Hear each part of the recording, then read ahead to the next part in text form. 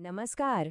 આજના આ ખાસ વિશ્લેષણમાં આપણે એક એવા જૈવિક રહસ્યની વાત કરવાના છીએ જે સાંભળીને કદાચ તમને નવાઈ લાગશે. આજનો વિષય છે ફ્રુક્ટોઝ ટ્રેપ, પ્રાચીન બચાવતંત્રની નિષ્ફળતા.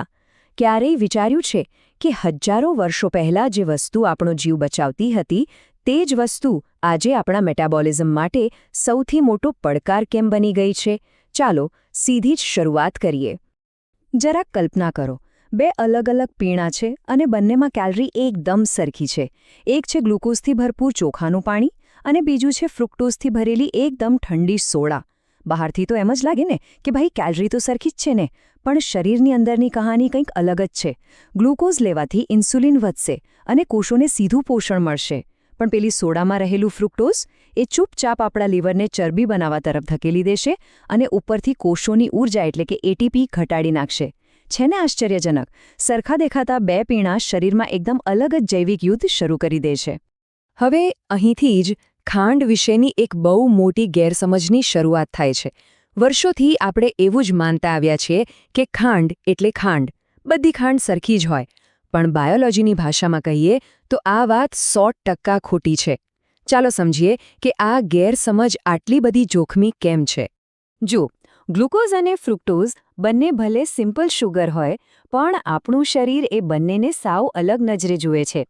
ગ્લુકોઝને તમે શરીરનું સૌથી મનપસંદ બળતણ કહી શકો. જેવો ગ્લુકોઝ શરીરમાં જાય કે તરત ઇન્સ્યુલિન વધે અને આપણું મગજ અને સ્નાયુઓ ફટાફટ એનો ઊર્જા તરીકે ઉપયોગ કરવા માંડે.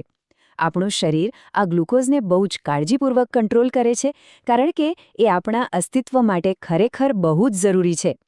પણ હવે આ જ વાતને ફ્રુક્ટોઝના એંગલથી જોઈએ.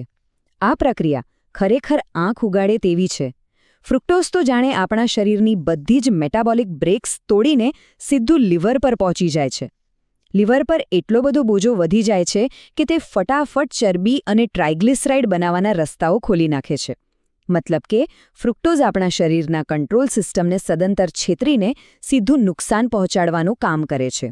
તો અહીં એક સ્વાભાવિક પ્રશ્ન એ થાય કે જો ફ્રુક્ટોઝ આટલું બધું નુકસાનકારક છે તો પછી ભગવાને આપણા શરીરમાં એને પચાવવાની સિસ્ટમ કેમ બનાવી હશે? આનો જવાબ શોધવા આપણે થોડું ભૂતકાળમાં એટલે કે આપણા પૂર્વજોના સમયમાં જવું પડશે. આ કોઈ શારીરિક ભૂલ નથી હો, આ તો ઉત્ક્રાંતિની એક અદ્ભુત કથા છે. પ્રાચીન બચાવત તંત્ર. જરા વિચારો, પ્રાચીન સમયમાં જંગલમાં રહેતા આપણા પૂર્વજોની જિંદગી કેવી હશે? દુકાળ, પીવાના પાણીની અછત અને ઋતુ પ્રમાણે ખોરાક ન મળવો, આ બધી રોજેરોજની સમસ્યાઓ હતી. એ સમયે જ્યારે પાનખર ઋતુમાં મીઠા ફળો પાકતા ત્યારે એમાં રહેલું ફ્રુક્ટોઝ શરીરમાં એક જૈવિક સ્વિચ તરીકે કામ કરતું. આ સ્વિચ શરીરને એક જ મેસેજ આપતી કે ફટાફટ ઊર્જાનો સંગ્રહ કરો, આગળ જતાં શિયાળામાં કદાચ ખોરાક ન પણ મળે. એટલે કે કડકડતી ઠંડી અને દુકાળ સામે ટકી રહેવા માટે ચરબીનો સંગ્રહ કરવો એ ત્યારે 100% જીવનરક્ષક બાબત હતી. પણ હવે આજના સમયની પરિસ્થિતિ જુઓ, કેવો મોટો વિરોધાભાસ છે. આજે આપણી આસપાસ કોઈ દુકાળ નથી, પણ હાથ લંબાવીએ ત્યાં અમર્યાદિત માત્રામાં સોડા, મીઠી ચા, એનર્જી ડ્રિંક્સ અને પેકેજ્ડ જ્યુસ હાજર છે. સાચી દુર્ઘટના જ આ છે. ચરબી સંગ્રહ કરવાની પેલી પ્રાચીન સ્વિચ જે શિયાળા પૂરતી જ ઓન રહેતી હતી એ આધુનિક સમયમાં કાયમ માટે ઓન જ રહી જાય છે.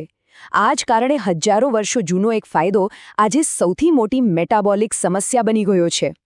હવે આ સ્વિચ સતત ઓન રહે છે તો એની સૌથી મોટી અસર ક્યાં થાય છે? એ થાય છે આપણા લીવર પર. લીવર આ આખી સમસ્યાની મુખ્ય યુદ્ધભૂમિ છે. જ્યારે આપણે ધડાધડ ફ્રુક્ટોઝ શરીરમાં પધરાવીએ છીએ ત્યારે સીધો અને સૌથી મોટો ફટકો લીવરને પડે છે અને ખરા અર્થમાં મેટાબોલિક ડેમેજની શરૂઆત અહીંથી જ થાય છે.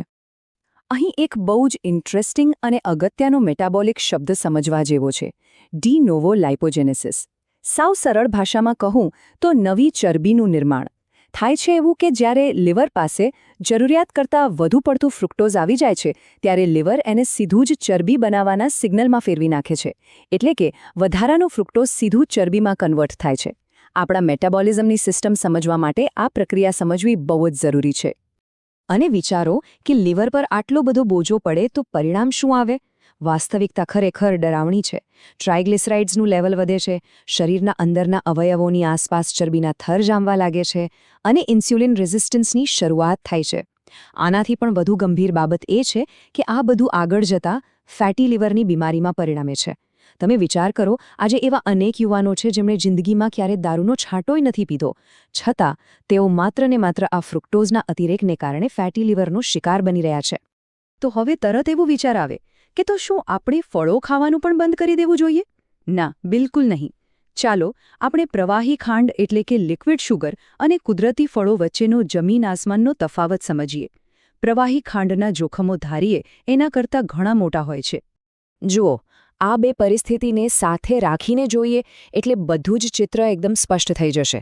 એક તરફ આખા ફળો છે, એમાં ફાઇબર છે, પાણી છે, એને ચાવવામાં સારો એવો સમય લાગે છે અને ખાધા પછી પેટ ભરાઈ ગયાનો પૂરો સંતોષ થાય છે. દાખલા તરીકે, એક જ બેઠકે 4-5 નારંગી ખાવી એ બહુ જ અઘરું કામ છે. પણ બીજી તરફ પ્રવાહી ખાંડ કે ફ્રૂટ જ્યુસની વાત કરીએ તો 4 નારંગીનો રસ તો આપણે એક જ ઘૂંટડે પી જઈએ છે, સાચું ને? આ જ્યુસ શરીરમાં એકદમ ઝડપથી શોષાય છે.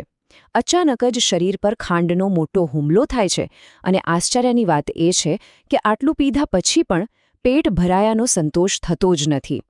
બસ આ જ કારણે આપણે વધુને વધુ કેલરી લેતા જઈએ છીએ, જે છેવટે મેદસ્વીતા તરફ ખેંચી જાય છે. હવે આપણે આખી વાતનું એક મોટું ચિત્ર જોઈએ.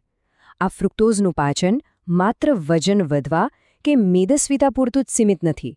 એના તાર સીધા આધુનિક મેટાબોલિક બીમારીઓ સાથે જોડાયેલા છે. ચાલો આ ઊંડા કનેક્શનને થોડું ડિટેલમાં સમજીએ. આખી પ્રક્રિયા કેવી રીતે કામ કરે છે એના સ્ટેપ્સ જુઓ. ખરેખર અચંબિત કરી દે તેવા છે. એકમાંથી બીજી સમસ્યા કેવી રીતે પેદા થાય છે તે ધ્યાનથી સમજવા જેવું છે. સ્ટેપ 1, કોષોની ઊર્જા અચાનક અને ઝડપથી ઘટી જાય છે. સ્ટેપ 2, ઊર્જાના આ ઘટાડાને કારણે પ્યુરિન્સ તૂટવા લાગે છે અને તેમાંથી યુરિક એસિડ બને છે. હા, તમે સાચું સાંભળ્યું. ગાઉટ જેવી બીમારી માટે માત્ર માંસાહાર કે પ્રોટીન જ નહીં, પણ આ ફ્રુક્ટોઝ પણ એટલું જ જવાબદાર છે. સ્ટેપ 3, હવે યુરિક એસિડ વધવાથી શરીરમાં નાઇટ્રિક ઓક્સાઇડનું બેલેન્સ ખોરવાય છે અને રક્તવાહિનીઓ કડક થવા માંડે છે. અને છેલ્લે સ્ટેપ 4, આ બધી જ પ્રક્રિયા ભેગી મળીને હાઈ બ્લડ પ્રેશર એટલે કે હાઇપરટેન્શનને જન્મ આપે છે. આ આખી ચેઇન એ જ સાબિત કરે છે કે સેલ્યુલર લેવલ પર ઊર્જા ઘટવાથી સીધી અસર આપણા બ્લડ પ્રેશર અને હૃદયના સ્વાસ્થ્ય પર પડે છે. વાત માત્ર અહીં અટકતી નથી. ફ્રુક્ટોઝ આપણા શરીર સાથે બીજી પણ એક બહુ મોટી રમત રમે છે. એ વાસોપ્રેસિન પાથવેને એક્ટિવ કરી દે છે. આનો સીધો મતલબ એ કે શરીરને એવું લાગે છે કે ભાઈ આપણે તો ડિહાઇડ્રેટ થઈ રહ્યા છે, પાણી ખૂટી રહ્યું છે, એટલે શરીર તાત્કાલિક પાણી બચાવવાની પ્રક્રિયા શરૂ કરી દે છે. આ સાવ ખોટા સિગ્નલને કારણે બ્લડ પ્રેશર ફરીથી ઊંચકાય છે અને કિડની પર પણ વધારાનો લોડ પડે છે. જંગલના જમાનામાં પાણી બચાવવું એ જીવનરક્ષક હતું, પણ આજે એસી ઓફિસમાં બેઠા બેઠા આ પ્રક્રિયા ચાલુ થાય તો એ સીધું હાઇપરટેન્શન જ લાવે ને. અને હવે આવે છે આખી કહાનીનો સૌથી મોટો વળાંક. અત્યાર સુધી તો આપણે એવા જ ફ્રુક્ટોઝની વાત કરી જે આપણે બહારથી ખાણીપીણી દ્વારા શરીરમાં નાખીએ છીએ, પણ આ પોલિયોલ પાથવે વિશે જાણવું બહુ જ જરૂરી છે. સાંભળીને કદાચ નવાઈ લાગશે, પણ આપણું શરીર પોતે પણ અંદરથી ફ્રુક્ટોઝ બનાવી શકે છે. હા, જ્યારે શરીરમાં શુગર લેવલ ખૂબ ઊંચું હોય અથવા કોષો પર ઓસ્મોટિક તણાવ હોય ત્યારે ગ્લુકોઝ જાતે જ ફ્રુક્ટોઝમાં કન્વર્ટ થવા માંડે છે. આનો ચોખ્ખો અર્થ એ થયો કે ડાયાબિટીસ જેવી બીમારીમાં શરીર બહારની વસ્તુઓ વિના જ અંદરથી પોતાનું નુકસાન વધારી રહ્યું હોય છે. છે ને ગજબની વાત? અને વિજ્ઞાન ક્યાંય અટકતું નથી. સતત નવા રિસર્ચ થઈ રહ્યા છે. આધુનિક સંશોધકો હવે આ ફ્રુક્ટોઝના અતિરેકને અમુક બહુ જ ગંભીર બીમારીઓ સાથે જોડીને અભ્યાસ કરી રહ્યા છે, જેમ કે કેન્સર, મેટાબોલિઝમ, ન્યુરોડિજનરેશન અને ડિમેન્શિયા. જો કે એક વાત સ્પષ્ટ કરવી જરૂરી છે કે આ અભ્યાસો હજુ શરૂઆતી તબક્કામાં છે અને તેને ફાઇનલ મેડિકલ ડાયગ્નોસિસ તરીકે ન લઈ શકાય.